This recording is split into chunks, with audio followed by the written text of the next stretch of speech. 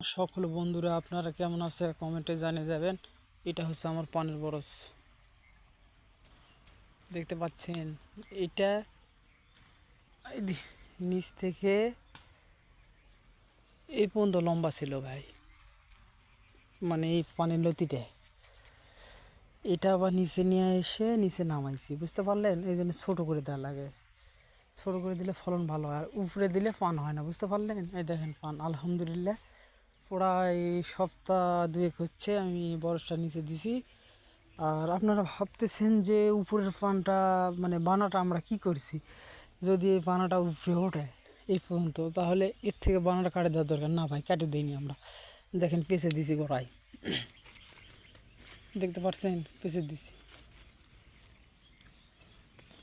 এই দেখেন ভাই খোল খোল ফেপড়া আছে, খোল দিছি ভাই, দেখেন খোল দিলে ফলন ভালো হয়। দেখেন এইভাবে পান ভাঙা লাগে, দেখেন এই খোল দিছি, ইউরিয়া দিছি, চুন দিছি, বরুণ দিছি, অনেক কিছু দিছি ভাই, তারপরে টাকা ভাই।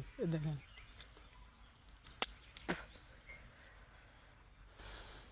দেখেন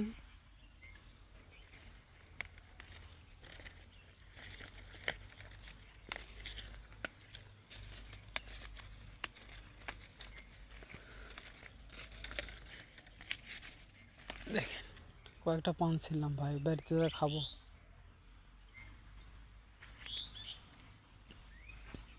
দেখেন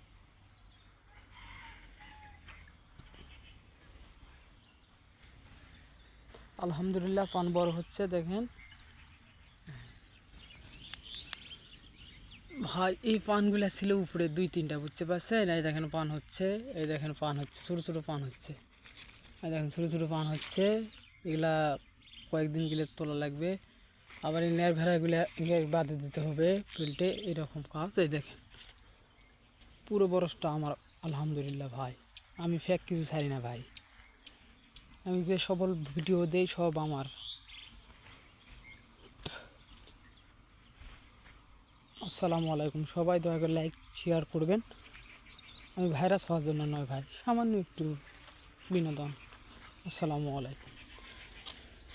এর পাশে একটা কুসর দেখেন ভাই, কুসর, এটা কুসরের গাছ ভাই, বুঝতে পারলেন? এটা মরিচের গাছ, এটা আমার মরিচ ছোটো।